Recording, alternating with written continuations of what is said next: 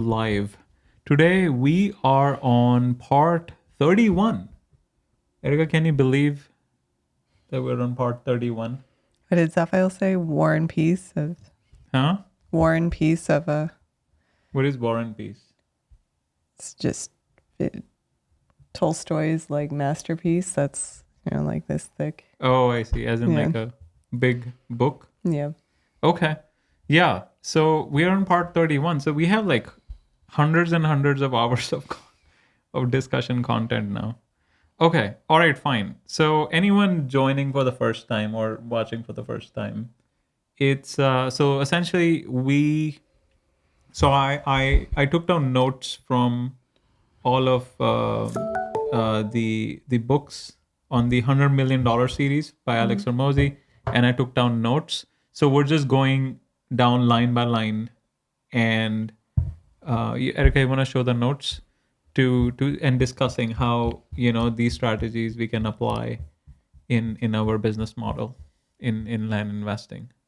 So in the last session we discussed payback periods, right? Mm-hmm. So essentially customer financed acquisitions.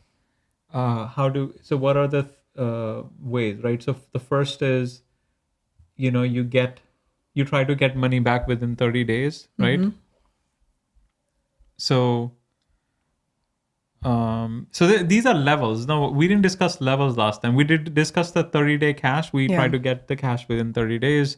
We discussed payback period. We discussed lifetime gross profit and CAC, right? So the only two ways to make a business profitable or make more money from a business is to decrease the acquisition cost of acquiring a customer and to increase the lifetime gross profit of the customer or lifetime value. And then there was a third component, which is PPD, payback period. So how fast the customers pay back. So if the customers pay back, say in 5 years, so you say spend $250 to acquire a customer, and you get that 250 back in 5 years, it's going to be very hard to scale. But if you get $250 back within 30 days and you get something on top, say 500, then you can use that 500 to acquire even more customers, right? Mm-hmm. Okay. So that's the high level concept that we discussed in the last session.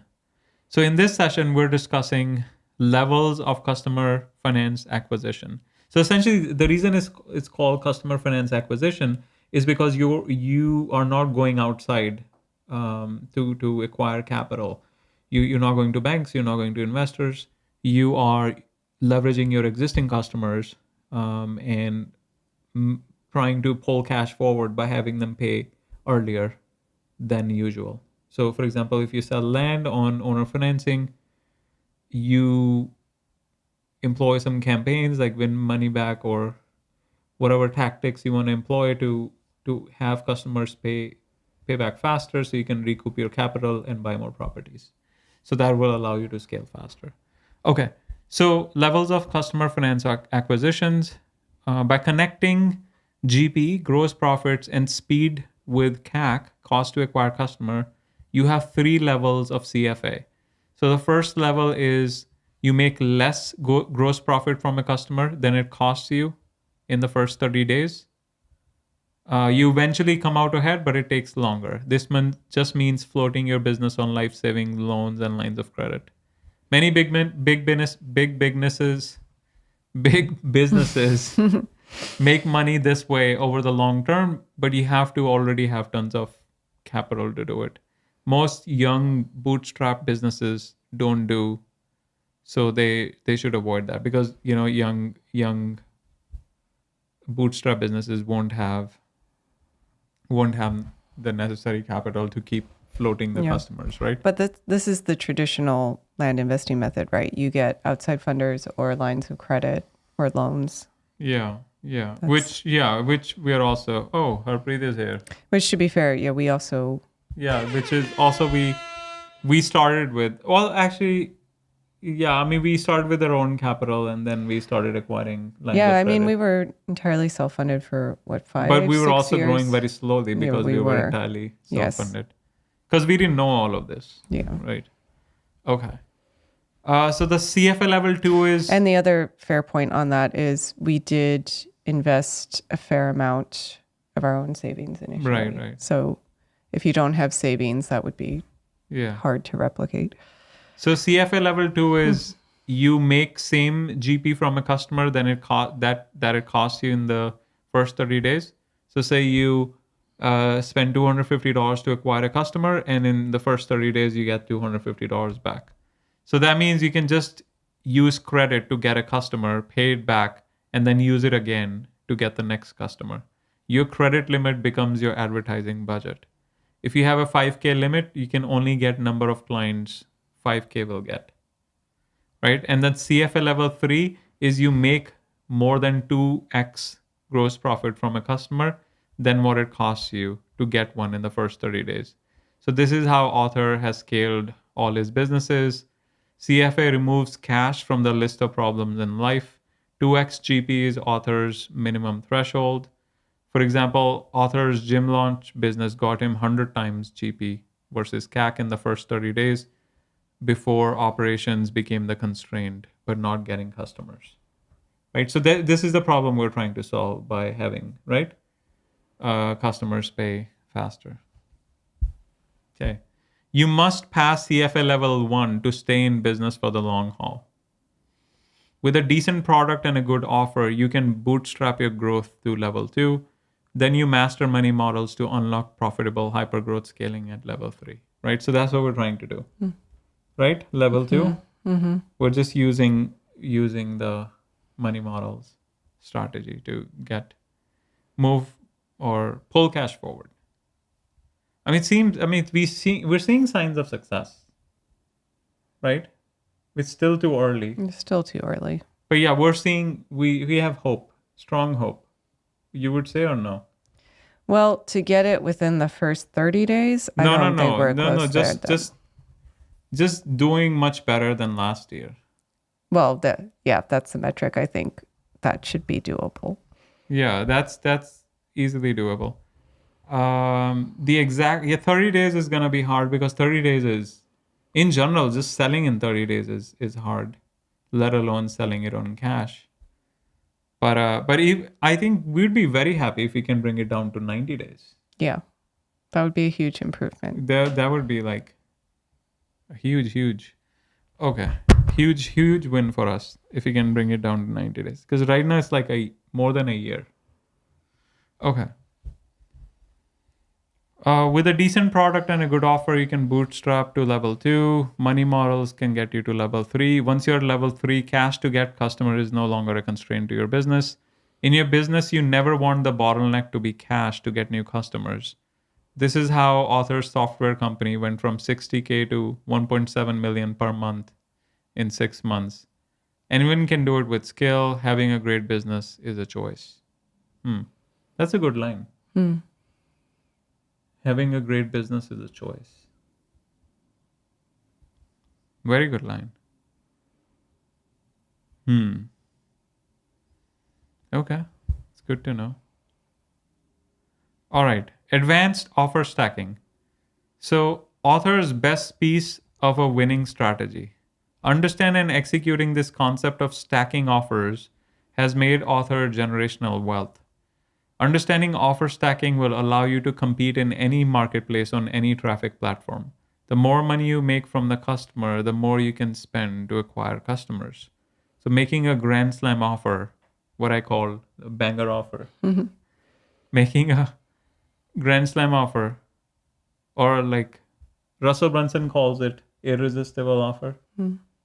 Alex Hormozi calls it grand slam offer. I call it banger offer. I think mine is the most interesting sounding.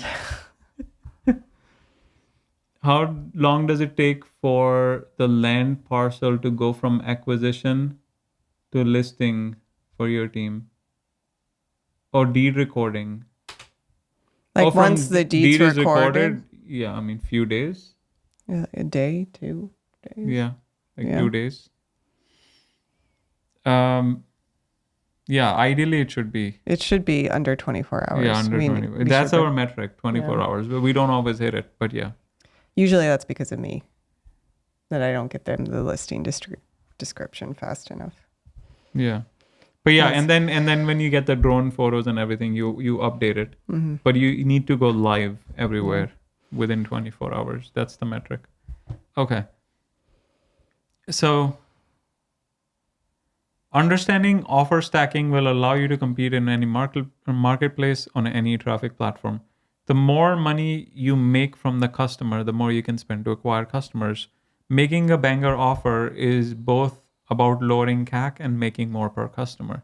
It's about making a series of Grand Slam offers in a row in order to increase how much the customer is worth to the business. Okay. All right. So it's called the back end or the value grid.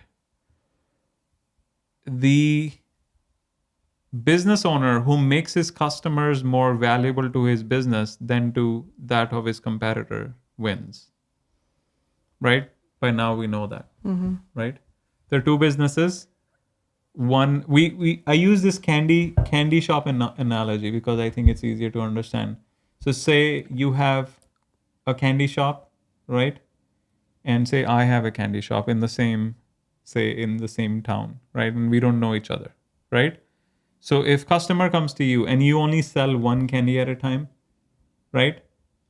And if customer comes to me and I was like, oh, you like this chocolate candy, you're going to love the vanilla and you're going to love the strawberry, right? So there are 4 types of offers. So there's the attraction offer, upsell offer, downsell offer, and continuity offer. So you selling just one candy at a time is just like, maybe that's the only attraction offer you have. You're advertising, oh, new flavors available, right? Mm-hmm. So that's the only attraction offer you have. So you're only using one time offer. And if I'm using 4 types of offers, so I'm like, oh yeah, limited time flavors available. Customers come in, then I upsell them into more flavors or a chocolate bar, which has higher margin, right? So that's upsell. If they say no, I can downsell them to something less expensive, but an additional purchase. And then I also try to sell them in continuity offers. They're like, well, if you buy like every month, you don't even need to come to the store. We can mail it to you every new flavor every month for like $9 per month or something, right? So if I'm making all 4 offers and you're only making one attraction offer, right? For me, the lifetime value of the customer is much higher, which means if one customer only buys one product, which means you only make $1 per customer, and I make $10 per customer, right? On average, that means you cannot spend more than $1 in advertising to acquire that customer, whereas I can spend 10 times more than you in acquiring a customer, right? So for example, Facebook ads, if they're too expensive, like, oh, I'm going to stop running Facebook ads. But I'll be like, well, I'm going to make $10 per customer. So I can spend more money on Facebook ads, right? Say it costs $5. You'll be like, oh, well, I can't afford Facebook ads. I only make $1. And we're like, well, I can afford Facebook ads because I make $10. So I run Facebook ads. I spend $5 per customer. I get more customers. I sell them more, right? And so my business keeps on scaling, and yours doesn't because you're only making one offer. So that's the idea behind why LTGP is so important. Lifetime gross profit, or lifetime value for short. It makes the customer more valuable, which allows you to spend more, which allows you to advertise more, which allows you to get more customers, and that's the formula for scaling. All right. So how does it translate to land? So same thing. If you can make your customers buy multiple properties from you, their LTGP goes up, right? And if you can get them to pay faster as well, then you can redeploy the capital to advertise more and get more customers. So that's how it translates. All right. Let's move on to the next pointer, which is LTGP is the arms race of business. The higher you can get that number, the more untouchable you become. So this is like one of those examples, one of those reasons why, you know how like Coca-Cola and Pepsi, they like keep coming up with like new products, right? You would be amazed at how many products are like different kinds of chips, different kinds of beverages, different kind of water bottles, or bottled water. Like they're all owned by Pepsi or Coke, and you don't even realize Yeah. it. A lot of times it just says a Coca-Cola company or Yeah. something like that, right? And the reason why they're doing that is because at first I was like, well, why do they keep coming up with these like new products, or they keep buying these smaller competitors to offer more variety?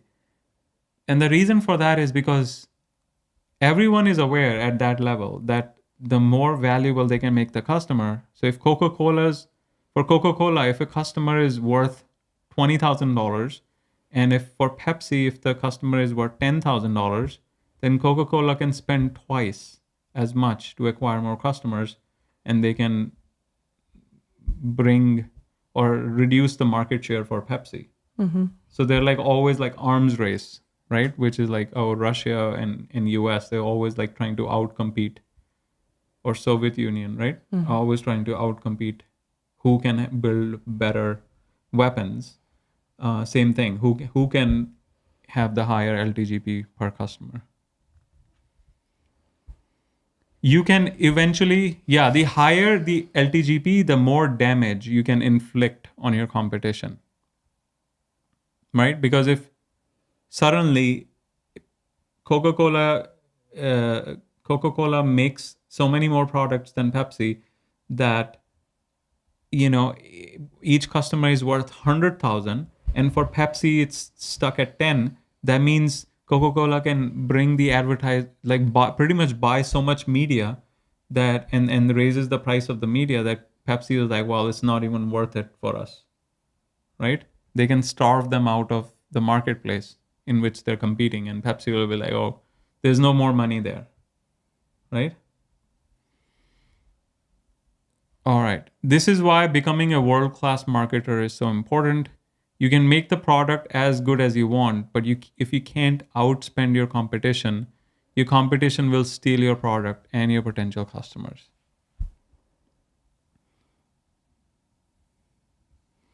If you can pay 10x more to acquire customer than your competition can, you can decide to increase your spending budget such that you compete against yourself until you raise the bar so that no one else can buy ads in your niche. Make sense? Mm-hmm. You can suck up the entire marketplace and make it very difficult for new people to enter. This is the opposite of predatory pricing, where people lower their price to force people to operate unprofitably. We're taking the opposite strategy of providing more value and raising the prices to make so much money that we can afford to be less efficient. Make sense? Mm-hmm. So they're not cutting their prices. They're like increasing their prices because they're providing so much more value.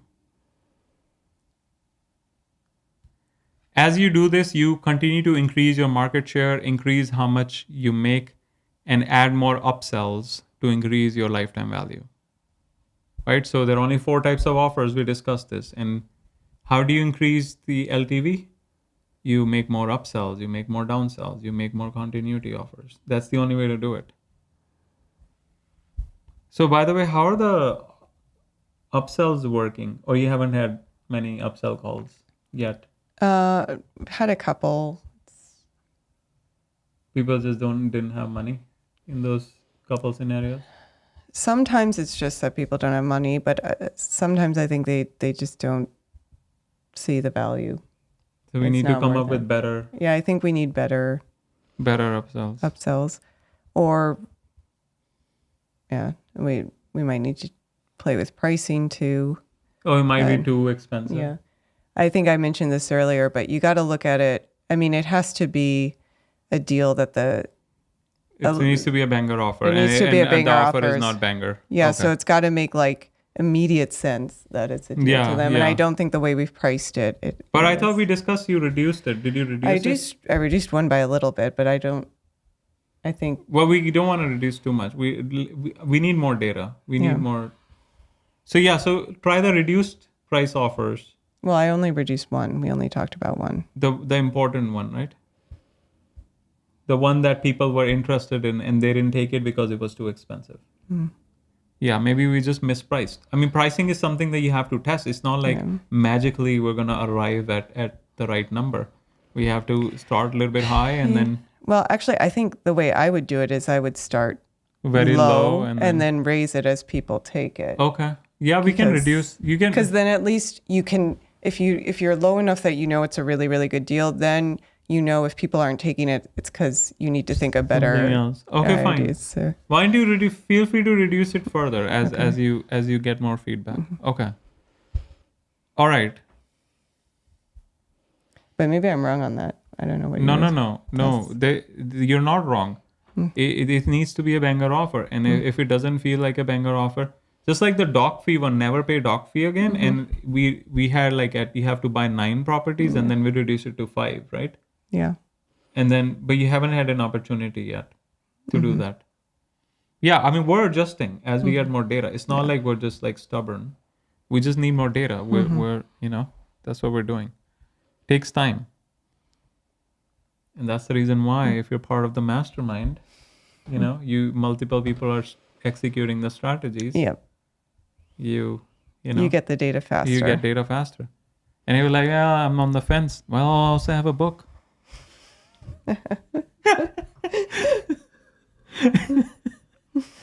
Well, I mentioned it, so now you have to show it. Can you show the book?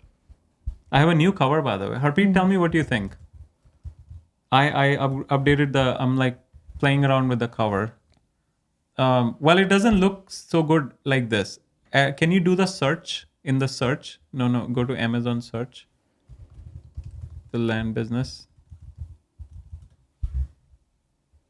Wait, what? Why is it coming like this? this? Is Kindle. Oh no, just do normal. Oh, it got cropped a little bit. I wonder why it got cropped. I need to fix this. I need to figure out why it's showing like this. But yeah, that's the new, going for very minimalistic design. All right, yeah, so that's the book. Check it out. It has absolutely 0 reviews.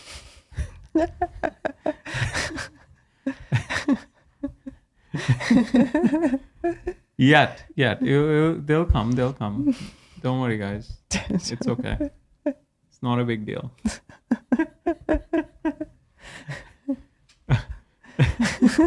Because people think I'm going to say, oh, it has absolutely killer reviews.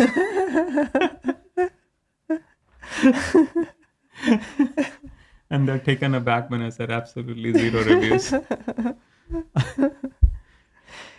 All right, but the reviews are coming. No big book launch. Harpreet, Yeah. before you can give me a review, you have to buy. you have to read the book. Why don't you read it first? Buy it first, read it first. I mean, you it has a story about you. So I'm like, if there was a book written and it has a story about me, I'd be like, I'm not doing anything else until I read the book. So I'm surprised, Harpreet, you haven't bought and read it yet. I was gonna send you an author copy as well, but you never sent me the address. So I thought maybe you bought it, but that's why. All right. Yeah, you can. It's free on Kindle Unlimited, but I can send you a paperback if you need. All right, let's keep moving.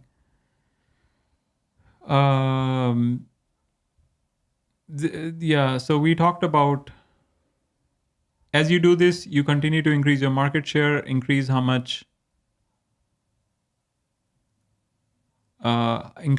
you make, and add more upsells to increase your lifetime value.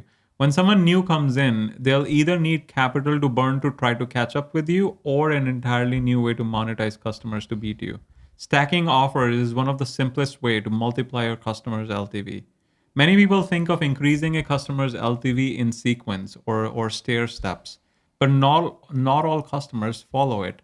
That's why author thinks of it as more of a grid, for 2 reasons. One, Stair step, visual, I think he's taking a swig at Russell Brunson because he does the value ladder, which is like stair steps.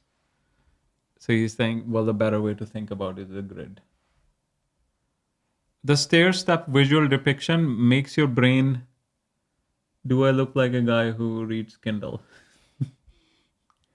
What does a guy who reads Kindle look like? Like nerdy. I have a Kindle. But you are also.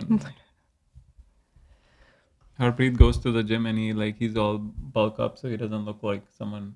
He looks like a meathead now. All right. Harpreet, if you want the paperback, you have to send me your address so I can send it to you. Okay. So many people think of increasing a customer's LTV in sequence or stair step, but not all customers follow it. That's why author thinks of it as more of a grid for two reasons. One, the stair step visual depiction makes your brain think that all customer must buy the first in order to buy the second, but that's not true. Many times people buy coffee. No, many times people buy offer 1, then skip to offer 4. They don't buy linearly. They buy the ones they want to buy that solve a specific need. Yeah, so it's almost like a car rental example, right? Yeah. They're not going to buy a baby seat if they don't have a baby, right? So that's why he thinks of it as a grid. Second, it makes the numbers visual. You can visualize all your prospects. When you add up all the revenue from all the clients in the grid, divide by the number of people who came in, you know your LTV. This makes it a nice tactical tool for understanding your CAC and 30-day cash value. Both are important and interlinked metrics for acquiring customer. So yeah, I think we also kind of like think in a grid, right? We have like a list of like 10 offers that we make. And sometimes we'll be like, oh, it's a neighbor, so we're not going to offer them like a no doc fee for life or whatever, right? So we pick and choose, just like a car rental company. Okay. So example, a sample grid might tell you from 10 prospects coming into the business, 8 of them take a sample trial offer, 3 of them convert into backend with a paid offer. That means business generates 800 from 10 prospects, which means they can afford $60 per show, and the amount of money they collect per trial is the first 30 days is 75. So this is just doing math now. But the overarching concept is like, you have to visualize a grid and see which offers what people take. So it also makes the math a little bit easier. It's a very common situation. It costs too much to get a new customer. The reality is it never costs too much or too little. It just costs what it costs. It's up to you to use. It's up to you to design the business in such a way that we make more money from that same customer to be able to afford them and profit from them. Yeah. So if it costs like $250 to acquire a customer, right? It's not too high or too little, right? It's all relative, because if you're making 5,000 from that customer, then 250 doesn't look that high, right? Make sense? Mm-hmm. Okay. So in example, you do this by stacking offers, selling more things in shorter period of time, and people taking different offers based on their needs, and the total adding up to more money. Making a different front end high ticket offer with downsells, then took the person through a series of upsell offers for the first 30 days. Not every person took every offer, but some people did, and those percentages of people add up. Your 30-day goes from $75 to $1,000. He was giving an example. I didn't capture pretty like all the details, but this was the gist. So essentially, you have 30 days to make them more offers, right? So you can, like, just like what we sell them the land, they say yes, and we do an orientation call, and then we'll do all these offers, right? And then after like a couple of months, we'll call them and say, well, you want to pay back early, we'll give you this, right? So we're replicating, right? What's being taught. Okay. So this is how you can outspend anyone on any platform. People who come in and say no to initial offer can still generate revenue. We also discussed this, right? If someone says no, then we can maybe try to sell them like a course, right? Or try to get them on the text list, or try to sell them another property, right? Either way, we need to. This is principle from my book, right? This is like goes one step further. Never say no, or never waste a no, right? That's the principle, which means that just because if they say no to your core offer, right, doesn't mean you should just tell them that's the end of relationship. You should try to sell them something else. And even if they say no there, you should at least maintain a relationship. Say, well, if you need any help, we can help out, join our list, send value via emails, have them join our text, ask them to join the live calls for free review, right? So we're always like thinking in terms of relationships as opposed to like a transactional per customer, right? So my book the principle in my book takes this. I mean, I borrowed from this, but then I added one more element to it, which applies more closely to our business, right? Because he's talking about more like gym business, where there are like a ton of leads. Since we don't have a ton of leads, we have a very high amount, but still it's not a ton compared to gym, because pretty much everyone is a lead. Everyone should be hitting the gym, right? But land is not like everyone's going to be buying land. So our leads are in general less in number compared to his leads, but still we should be maintaining relationships. Okay.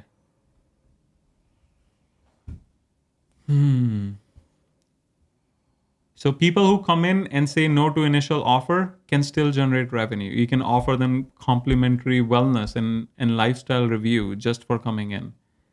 Just like we do free land review or free property review. At this review, they sell them supplements. Even though they didn't want to buy services from us, they were still making money from them, from people who said no. Yeah, makes sense. I mean, we should think about more things we can pitch for people who say no, because most of the people say no for whatever reason, right? Property doesn't work for them. Yeah. Should think of more ways. Yeah. What do you think? Yeah. Okay. The type of offer is called a free with alternative revenue stream. I don't like that name. It's too long and it's a bit too confusing, but we're going to discuss more about it. Okay. We call it the disqualification something, right? Internally. All right. Or the disqualification offer. What do we call it? Yeah, I think just disqualification. You say it's a disqualified lead, it goes to land strategy. Yeah, land strategy. Yeah, okay. So the difference between, the type of offer is free with alternative revenue stream. The difference between the original example and this example is 15x. If your competitor can only pay $100 per lead and you can pay $1,500 per lead and remain just as profitable, utilizing an upsell framework like this can be one of the greatest competitive advantage of all time. Yeah, I mean, it's all about making your customers more valuable. For a series of Grand Slam offers increasing your LTV, you can still crush your competition even with mediocre marketing. Having this, that's another reason why he keeps mentioning this, that there are two ways to make money, two ways to grow a business, right? Volume or value. Right? Volume as in like sell to more customers, do more advertising. Volume or value, increase the value of the existing customers, right? So the heaviest focus is always on increasing the value. Why is that? Because they are already in the door. They already trust you, right? So it's much easier to sell more things to people who already trust you than to try to convert to a stranger. Yeah. Okay. Having this type of revenue per lead unlocks scale unlike anything you have ever experienced. It is the key for unending growth, right? So if you can increase the LTV, that's how you scale. All right. So how to do advanced offer stacking? Should we get into it, or do you want to keep it short? What do you want to do? Maybe we should keep it short today. Okay. You want to catch up on other stuff? Yeah. Okay. All right, fine. We can stop here. We'll do advanced offer stacking next time. So let's do a recap of what we discussed, right? So we discussed lowering CAC, cost to acquire a customer. We discussed LTV, increasing the lifetime value of a customer. We discussed decreasing PPD, payback period. So you sell to customer and you try to get the cash back as fast as possible so you can redeploy that capital to acquire more customers. And we talked about having offer stacking, as in like not just making one offer but multiple offers even when they say no to the core product, right? And then using all four types: traction offer, upsell offer, downsell offer, and continuity offer, using all four types. All right, it's a wrap. You want to do the CTA? Anyone interested in learning more, learning more about how to invest in land, buy and sell land? You want to be part of our mentorship? Check out honestwealthbuilders.com. If not, you want to learn more, get some more free value, check out my book on Amazon Kindle Unlimited. It's free for a limited time. And I just updated the banger cover. Cover is super banger, very minimalistic, and you can check it out there. And we will meet again. So Sunday I have an interview, actually, podcast interview. So I won't be able to do Sunday. I don't think you can do Saturday. Saturday is a conflict. So let's shoot for Monday then. Okay.